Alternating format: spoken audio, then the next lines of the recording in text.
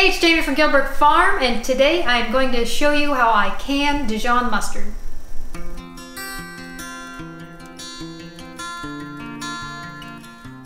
So I made this batch of mustard back on 10 of 15, and it's now 6/17, and I'm just now getting to the bottom of the jar. Time to make a little more mustard, and I'm going to take you guys along as I can my own Dijon mustard.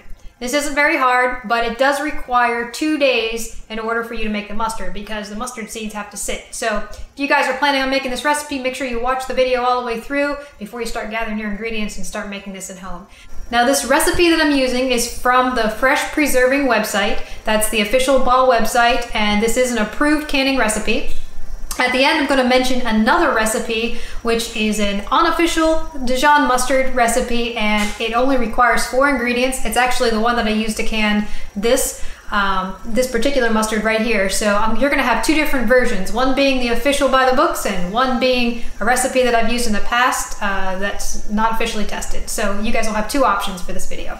All right, let's get started on making our official Dijon mustard recipe. So for this recipe, you're going to need 2 cups of chopped onion, 2 cups of Pinot Grigio or another white wine, 1 cup of white wine vinegar, and make sure it's 5% acidity, 1 teaspoon of canning salt, and that just means non-iodized salt, 6 cloves of garlic, 4 black peppercorns, 1 rosemary sprig, 1 cup of yellow mustard seeds, 1/3 cup of dry mustard, and 2 2/3 cups of water. So for the first part of this recipe, we're going to make a solution to marinate our mustard seeds in. So we're going to need the onion, the salt, white wine vinegar, the wine, garlic, the peppercorns, and the rosemary. And we're going to put this all together into a pot, bring it to a boil, and then we're going to strain it. And that's what we're going to use to soak our mustard in. So let's get started.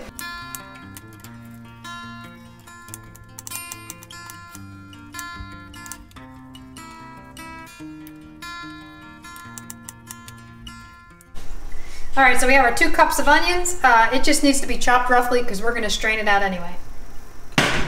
Now we're going to add 2 cups of our Pinot Grigio.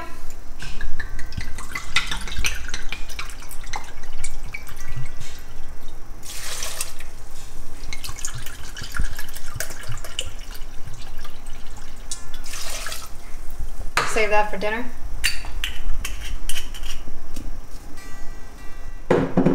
1 cup of white wine vinegar.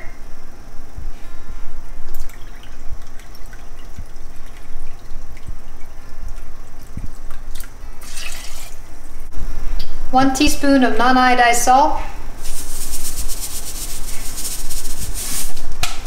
6 garlic cloves chopped.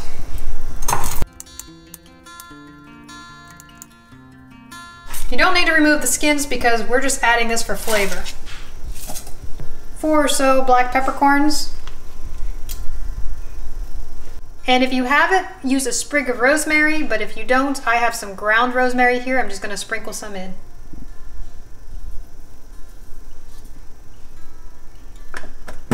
All right, now that we have all our ingredients in the pot, we're just going to turn it on high.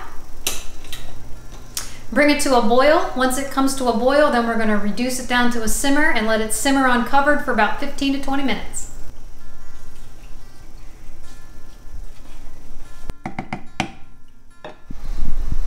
All right, so this has been simmering for about 15 minutes now. The onions are nice and soft, and now we're going to strain it into a separate container.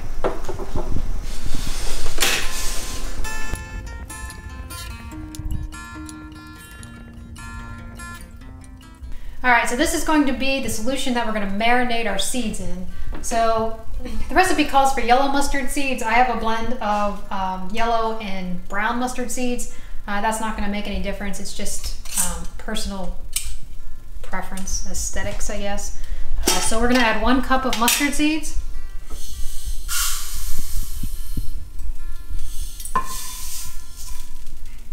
Get them all over the stove. And then 1/3 cup of mustard powder.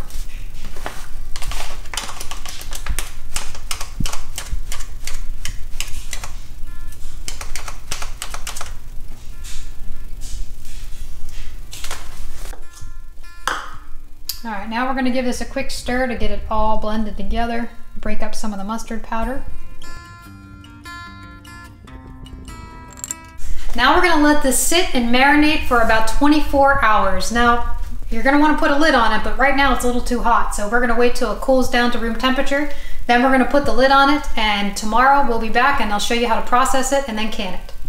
All right guys, it's day 2 of making Dijon mustard. Let me show you what we got going over here.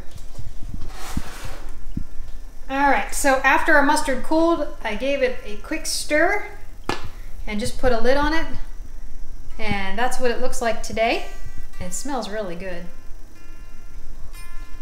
Now, in order to make the mustard today, what we're gonna do is we're gonna take this and we're gonna blend it in a food processor or a blender. I have a food processor set up here. So you're gonna need a food processor, and then you're gonna need your canning equipment. For those of you guys that are new to canning, make sure you review our Canning 101 video. It's a very comprehensive video, kind of walks you through canning step by step as to what you need and all the different terminology. We're gonna be water bath canning our Dijon mustard today. So we're gonna need a water bath canner. We're gonna need a pot, and then we are going to can these in 4-ounce ball canning jars. You do not need to sterilize these jars. Because we're going to be water bath canning them for 10 minutes or longer. Actually, it's 10 minutes exactly. We don't need to sterilize these, but they do need to be cleaned. So I did wash these out this morning, because you don't know what kind of bugs or creatures were crawling in these jars wherever you store them. So make sure that they're clean. You're gonna need 6 lids. Again, I reuse some of my lids, nectarines. Just make sure that they're not damaged and that they have their seal. If you guys want to play it safe with these, just use brand new lids. This is just something that I do. I break the rules when it comes to reusing lids. Gonna need 6 rings.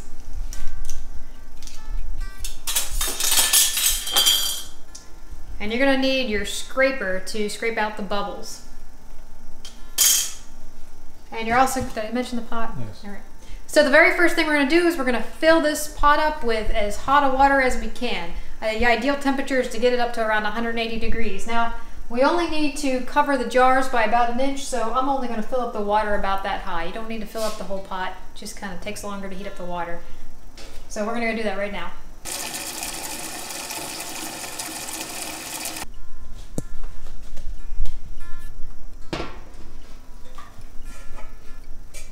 Okay, we're gonna put our lid on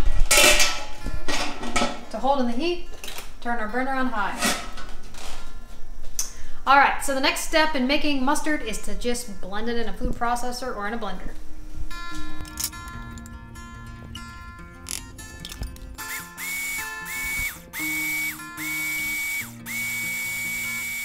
All right, now we're gonna add water until it's the consistency of thick oatmeal. We're going to start off by adding about 1.5 cups.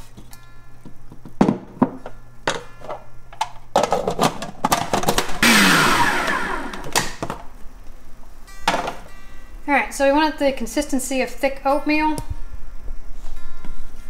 That's kind of thick. I probably could have used a little less water. I did not use the full 2 2/3 cup of water, or 2 1/2 cup of water. Just use what you need to get it to the thickness that you want it at.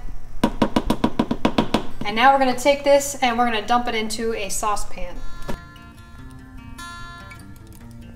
All right, so now we're going to turn this on high, bring it to a boil. Once it comes to a boil, we're going to turn it down to a simmer and let it simmer uncovered for about 5 minutes. Now just be careful, because this is so thick, when it starts boiling, it's going to splash up. You just want to be careful about the splashes and make sure it doesn't hit you.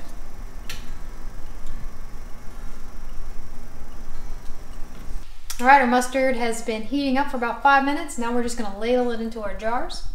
And we're going to leave about 1/4 inch headspace.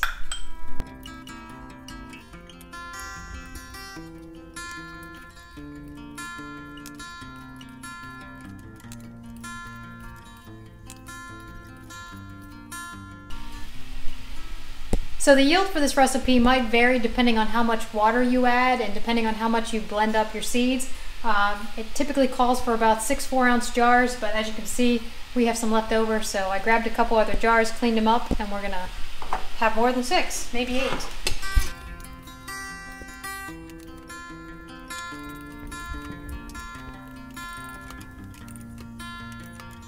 All right, now we're gonna take our bubble remover tool and just go along the inside.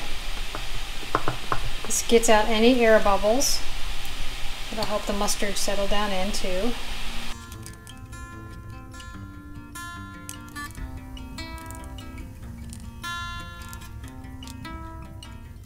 All right, now we're gonna take a wet washcloth and we're just gonna go along the rim.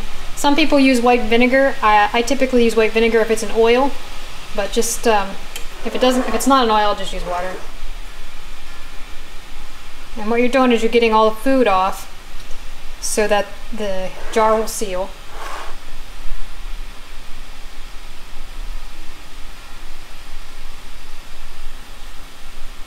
And make sure you if you got food on it, don't use that to wipe off the next jar. Move to a clean spot.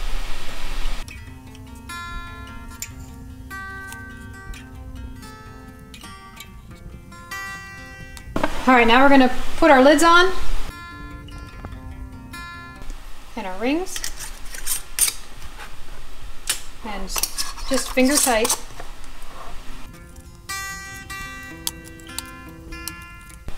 Now, if there's any food on the outside of the jar, that's when I usually wipe that down.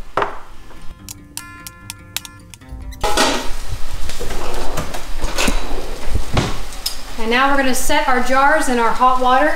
Our water's not boiling yet, it's about 180 degrees.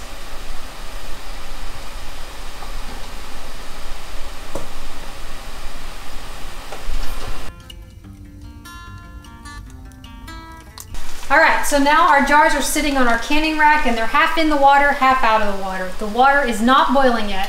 So what we're going to do is put the lid on. This will help heat up the water faster. And we're going to let it come to a boil. We don't lower the canning rack into the water until it starts coming to a boil. Once we lower the canning rack, then we'll start the timer. Do not start the timer until the water's boiling and you've lowered your jars into the water.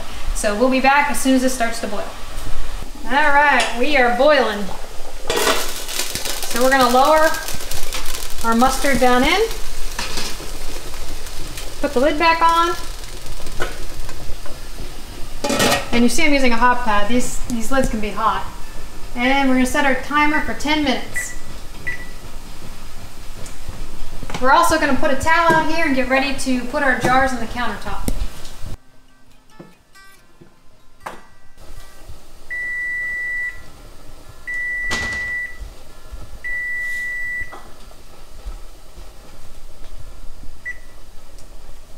All right, our 10 minutes is up. Now we're going to take off the lid. And you're gonna want 2 hot pads. Take your mustard out. And you're gonna let it sit for 5 minutes before you put it on your countertop. All right, these guys have been sitting out for 5 minutes. Now we're gonna take them out. But at first I want to point something out that sometimes happens. If you look inside of the canner, you'll see that some of the mustard is out. Now either I have a broken jar or some of the mustard leaked out through the lid. This may or may not cause the jar to seal or not. So we're going to put these all on the countertop. We're going to give them 24 hours to sit and we're going to see if they seal. I guess first we're going to see if any of them are broken.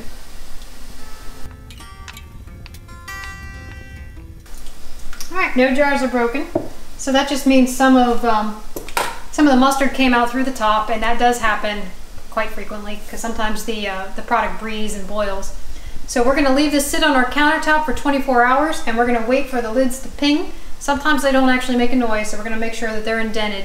And after that, we're going to take the lids off, and then we're going to mark them, and then we're going to put them in storage.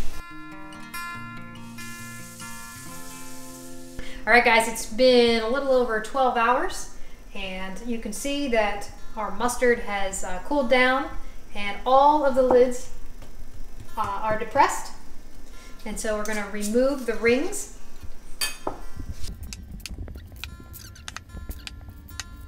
Now we're going to take a wet rag and we're going to wipe these all down. Make sure we get in the grooves here so that mold doesn't grow and bugs aren't attracted to it.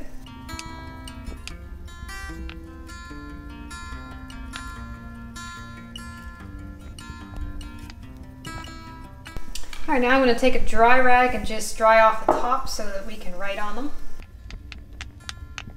And then I write what they are and the date.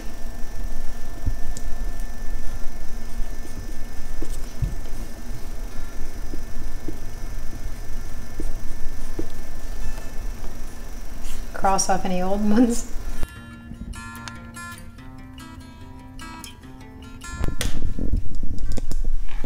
And that's it. These guys are ready to store in the basement. Now, the official time that they are allowed to be stored is 1 year. But guys, these are gonna last you 5, 10, 15 years as long as they remain sealed.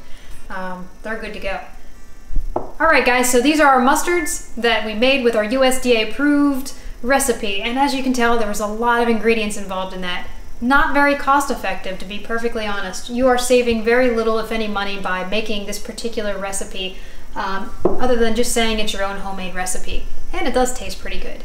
But another option for those of us that are on the self-sustainable path is using 1 cup of mustard seeds, 3/4 cup of apple cider vinegar, and 1/4 cup of water. And you just put that all together in a jar, you leave it soak for like 2 or 3 days, blend it up, add in some spices like maybe some thyme or some rosemary, and then again you do the same thing. You put it on the stove, heat it up, put it in your jars, put it in the water bath canner for about 10 minutes. That only requires like 3 ingredients. You have your mustard seeds, which you can grow on your property. You have your apple cider vinegar, which you can make yourself by using apple peels and water and sugar and just letting that ferment. And then you have your spices and herbs that you can grow in your own garden. All right, so there you go, guys. Those are 2 different recipes. 1 USDA approved, 1 more self-sustainable. I'd love to hear from you guys. Which one do you think you would try? I'd love to hear it. Leave your comments down below. If you like this kind of stuff, like, subscribe, hit the bell so you can be notified of every new video, and we'll see you in the next video. Thanks for watching. Are you sick? Yes. Is this your therapy? Yeah. Bird therapy? Yes.